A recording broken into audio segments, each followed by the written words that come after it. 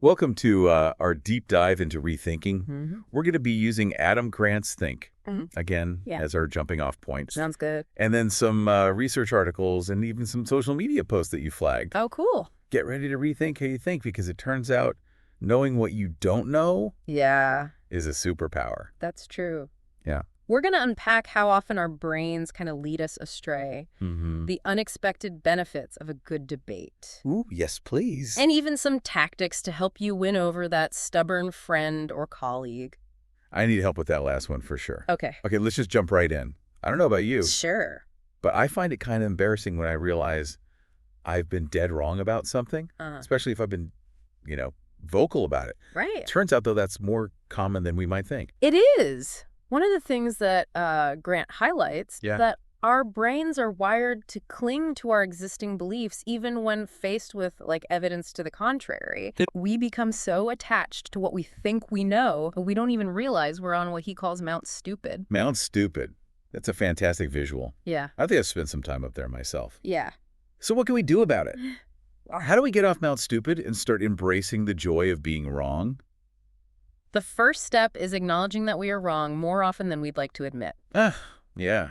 And one of the most fascinating things Grant reveals is that the smarter we think we are, the more likely we are to overestimate our abilities. That's so true. It reminds me of the Dunning-Kruger effect, which, by the way, Yes. we've all experienced. Sure. It's that thing where the less you know about something, the more confident you are. Yes. You're an expert. Exactly.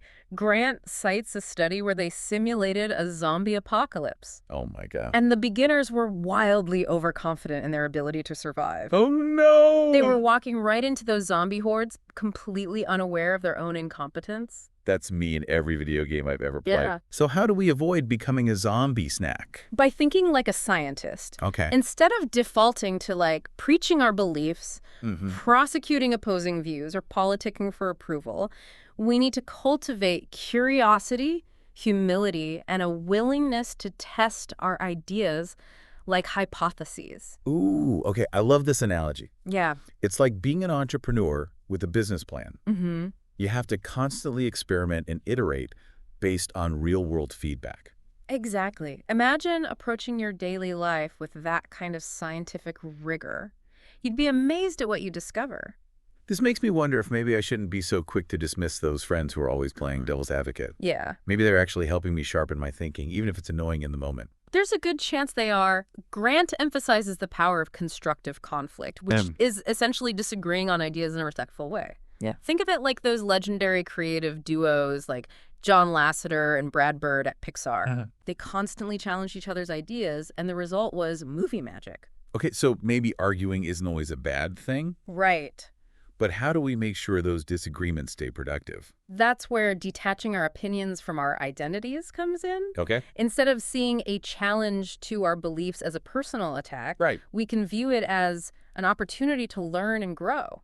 It's like saying, hey, I can disagree with your idea without disagreeing with you as a person. Precisely. Right. When we separate our opinions from our sense of self, Okay. we create space for open and honest dialogue. Instead of being Mr. Facts fixated on knowing, Right. we become more interested in finding out what we don't know. So it's about shifting from being a know-it-all to a learn-it-all. I like that. Yes. This reminds me of a quote from Ray Dalio, the founder of Bridgewater Associates. Uh-huh. He said, if you don't look back at yourself and think, wow, how stupid I was a year ago, then you must not have learned much in the last year. Ouch, but true. And I think the more comfortable we are with admitting we've been wrong, the less ouch it becomes, and the more excited we are to discover what else we might be wrong about. It becomes a game of getting closer to truth. Yeah. Instead of needing to be right all the time. You're making a really good point. Grant actually interviewed Nobel Prize winner Daniel Kahneman, Yeah. who said he enjoys finding out he was wrong Wow. because it means he's now less wrong than before. Exactly. It's about shifting your focus from being right to being less wrong over time. Yeah. And it's way more fun. Okay, so we've talked about acknowledging what we don't know Mm-hmm. and detaching our opinions from our identities. Right. How do we apply this in our daily interactions with others? Mm-hmm. When we're trying to win someone over to our way of thinking. I'm picturing a specific friend of mine right now. Well, ironically, one of the most effective ways to change someone's mind is to stop trying to tell them what to think and Okay. start asking them questions instead. Interesting. I usually launch right into a lecture, so I can see how that might be backfiring. Think about it. When you ask someone a question, you're inviting them to think for themselves. Yeah. Grant highlights the approach of world champion debater Harish Natarajan. Okay. Instead of tearing down his opponent's arguments, Natarajan uses a technique called steel manning. Steel manning. What's that? It's the opposite of building a straw man argument where you attack the weakest version of your opponent's point. Instead, you engage with the strongest possible version of their argument, Wow. even acknowledging its merits. This shows respect and disarms the other person, making them more receptive to your viewpoint. That sounds incredibly difficult, especially when you really disagree with someone. But I can see how it would be a much more productive approach than, screaming at each other on social media. Exactly. It's about approaching disagreements with a spirit of curiosity and open-mindedness, rather than trying to score points or win the argument. And remember, even the most hardened beliefs can be challenged through open conversation. Okay. I'm starting to see how rethinking can transform not just our thinking, but our entire approach to relationships and conversations. Right. But what about those situations where someone is really stuck in their ways? Like maybe they have an unhealthy habit they can't break or harmful bias? There's a powerful technique for that called motivational interviewing. Ooh, I'm intrigued. Tell me more. It's like being a tour guide in a foreign country. You don't want to boss people around, but you also don't want to just blindly follow them. Right. You want to help them explore and discover what's meaningful to them. That's a really good analogy. So how do we actually do motivational interviewing? Is it something you learn in therapy school, or can anyone try it? You don't need a degree to try this. The key is to ask open-ended questions, listen without judgment, and help people connect their desires with their abilities. For example, instead of saying, you need to eat healthier, you could ask, what are some small changes you could make to your diet that would make you feel better? So it's about empowering them to make their own choices, rather than imposing our will upon them. Exactly. And it's about helping them tap into their own internal motivation, which is far more powerful than any external pressure we can apply. This is making me realize how often I try to fix people instead of listening to them and helping them find their own solutions. I'm definitely going to try this motivational interviewing thing. I think you'll be surprised how effective it can be. It's amazing to me how a simple conversation can have such a profound impact on someone's life. Grant actually tells this incredible story about Daryl Davis, a Black musician who has convinced over 200 KKK members to leave the Klan. Wait, seriously? How did he do that? By listening to them, by asking them questions, by treating them with respect, even though he vehemently disagreed with their views. Wow. It turns out even the most hardened beliefs can be challenged through genuine human connection. Wow, that's a powerful story. It makes me wonder if maybe we're all just a good conversation away from understanding each other better. I think there's a lot of truth to that. And it's not just about individual conversations. Right. It's about creating cultures of rethinking in our groups and organizations. Ooh, okay. Let's talk about that. I'm thinking about my workplace, where it often feels like everyone is afraid to rock the boat or challenge the status quo. How do we create an environment where people feel safe to speak their minds and share their ideas, even if they're unconventional or controversial? Psychological safety is paramount. Okay. And it's not about lowering standards, but about creating a culture where people feel comfortable raising concerns and suggestions without fear of reprisal. It reminds me of the lessons learned from the Columbia Space Shuttle disaster. Yes. Engineers had concerns about the foam strike, but were hesitant to speak up because they didn't feel like their voices would be heard. Exactly. A lack of psychological safety can have devastating consequences. Right. So how do we create it? Well, leaders need to model humility. Humility. How does that play into it? Think about it. When leaders are willing to admit they don't have all the answers, to acknowledge their own mistakes, it gives others permission to do the same. It's like saying it's okay to not be perfect. We're all learning here. Precisely. And that creates a space where people feel safe to take risks, to experiment, and to learn from their mistakes. And you know what else? Leaders need to actively encourage dissent. Dissent? Isn't that kind of counterintuitive? Don't most organizations want everyone to be on the same page? Of course, alignment is important, Right. but if everyone is just blindly agreeing with the boss, Right. you're missing out on valuable perspectives and potentially making bad decisions. Grant highlights Google's challenge network as a great example of how to encourage constructive dissent. Not challenge network. It's basically a group of people whose job is to critically evaluate ideas and proposals no matter where they come from. It's like having a built-in devil's advocate, Okay. but in a structured and productive way. Oh, I love that. It's like saying, we value your critical thinking skills. Please use them to help us make better decisions. Exactly. And the shift in mindset from outcome accountability to process accountability can be a game changer for organizations. Process accountability. It means evaluating how thoughtfully decisions were made, Yep. not just whether they led to the desired outcome. So instead of asking, did you hit your target? Right. You'd ask, what factors did you consider? What alternative approaches did you explore? So it's less about punishing people for making mistakes and more about encouraging them to think critically and make informed decisions. Precisely. Yeah. And this kind of thinking leads to better outcomes in the long run, even if there are a few bumps along the way. This makes me think about how we approach complex issues in our society. It feels like we've become so polarized, so quick to judge, so unwilling to listen to viewpoints that differ from our own. Is there a way to apply this rethinking mindset to those larger societal conversations? That's a great question, and it's something we all struggle with. One of the challenges is that we live in a world of sound bites and social media, where everything is reduced to simplistic binaries. It's us versus them, right versus wrong, with no room for nuance or complexity. It's exhausting.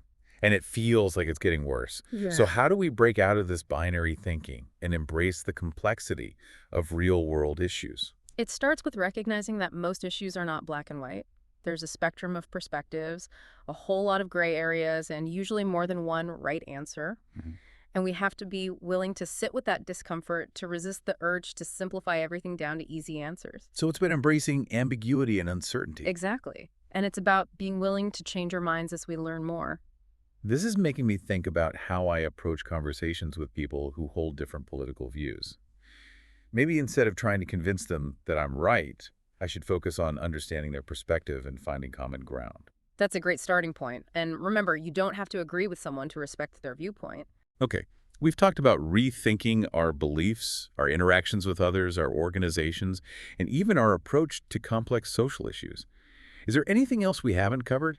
Any other areas where rethinking can make a difference? Well, there's one more area that's close to my heart, education. Okay. Grant argues that traditional methods of teaching often fail to cultivate the skills of rethinking that we've been discussing. You mean all those years of sitting in lectures, passively absorbing information, and then regurgitating it on a test? Exactly. Grant champions an approach called an ethic of excellence, developed by educator Ron Berger, which emphasizes active learning, critical thinking, and high expectations. So it's about empowering students to take ownership of their education, rather than just being passive recipients of information. Exactly. One of the key elements of Berger's approach is regular critique, where students evaluate each other's work and provide constructive feedback. Interesting. It's about creating a culture of continuous improvement where learning is seen as a collaborative and iterative process. It's like creating a mini challenge network within the classroom. I love that. And it's about teaching students how to think critically, how to give and receive feedback, and how to embrace the process of revision and refinement. Skills that are essential for success in any field, not just academia. This is making me rethink my own approach to learning. Maybe I should be more intentional about seeking out diverse perspectives, challenging my own assumptions, and embracing the process of continuous learning. I think that's a great takeaway for all of us. You know, as we've been talking, I've been struck by how often we've arrived at a new insight by simply asking a good question. Mm-hmm. It's like questions are the key to unlocking the power of rethinking. You're absolutely right. Einstein famously said, the important thing is not to stop questioning. Curiosity has its own reason for existing. And without curiosity, we're likely to get stuck in our own echo chambers surrounded by people who think just like us. Which is exactly what we're trying to avoid. Yeah. So curiosity is essential. Are there any other qualities we should be cultivating if we want to become better rethinkers? Another one that's crucial is humility. Humility. Mm-hmm. We talked about that in the context of leadership, Yeah. but how does it apply to rethinking in general? Well, humility is about recognizing the limits of our own knowledge. Hmm. It's about acknowledging that we don't have all the answers and that we can always learn from others, even those we might consider less experienced or knowledgeable. So it's about being open to the possibility that we might be wrong, even when we're convinced that we're right. Exactly. And it's about being willing to change our minds when presented with new information or perspectives. Humility sounds like the antidote to arrogance and dogma. You got it. Arrogance closes our minds. Humility opens them. Yeah. It's about creating space for growth and learning, not putting ourselves down. That's a great way to put it. Humility is about recognizing that we're all works in progress and that we can always strive to become better versions of ourselves. Okay, so curiosity and humility are essential. Are there any other qualities we should be cultivating? One more that's incredibly important is courage. Courage. Yeah. How does that play into rethinking? Well, rethinking often requires us to challenge the status quo, Hmm. to speak up against conventional wisdom, and to embrace ideas that might be unpopular or controversial. And that can be scary, especially if you're going against the grain or challenging authority. Exactly. It takes courage to stand up for what you believe in, even when it's difficult or uncomfortable. Yeah, it also takes courage to admit when you've been wrong, to change your mind, and to embrace new ideas that challenge your existing worldview. You're right. Rethinking is not for the faint of heart. It requires a willingness to step outside of our comfort zones, to face our fears, and to embrace the possibility of failure. But isn't failure something we should try to avoid at all costs? Not necessarily. Failure can be an incredible teacher. Okay. It's often through our mistakes that we learn the most valuable lessons and develop the resilience we need to overcome future challenges. So it's about reframing failure as a stepping stone to success. Exactly. As Thomas Edison famously said, I have not failed. I've just found 10,000 ways that won't work. That's a great reminder. So curiosity, humility, and courage. These are the qualities of a master rethinker. What an inspiring combination. It is. And remember, these are not innate traits. They're qualities we can cultivate through practice and intention. So even if we don't consider ourselves to be naturally curious, humble, or courageous, we can develop these qualities over time. Absolutely. It's like building a muscle. The more we exercise these qualities, the stronger they become. Okay, we need to practice being curious, humble, and courageous. Mm-hmm. But how do we actually go about doing that? Well, there are countless ways to practice these qualities in our everyday lives. We can seek out new experiences, engage with people who hold different views, challenge our own assumptions, and be willing to admit when we're wrong. It sounds like rethinking is less about following a specific set of rules and more about cultivating a certain way of being in the world. You're getting it. It's about approaching life with a spirit of open-mindedness, curiosity, and a willingness to learn and grow. Okay, we've covered a lot of ground in this deep dive. We've explored the importance of rethinking our beliefs, our relationships, our organizations, and even our life plans. We've talked about the power of asking questions, the importance of psychological safety, and the essential qualities of a master rethinker. We've even touched on how our education system could benefit from a healthy dose of rethinking. That's right. So where do we go from here? What's the key takeaway for you? Well, I think the most important message is this rethinking is not a one-time event. Yeah. It's an ongoing process. It's about cultivating a mindset of continuous learning, growth, and adaptation. Exactly. And it's about recognizing that we're all fallible, that we all make mistakes, and that we can always learn and improve. It's about embracing the joy of being wrong and seeing every mistake as an opportunity for growth. Well said. And remember, rethinking is not just about changing our minds, it's about changing our lives. It's about living more consciously, more intentionally, and more authentically. And it's about creating a world that is more open, more compassionate, and more innovative. This has been such an inspiring conversation. I'm feeling energized and ready to embrace the challenge of rethinking in all areas of my life. Me too. Well, thank you so much for joining us on this deep dive into rethinking. It's been a pleasure. And remember, keep questioning, keep learning, and keep rethinking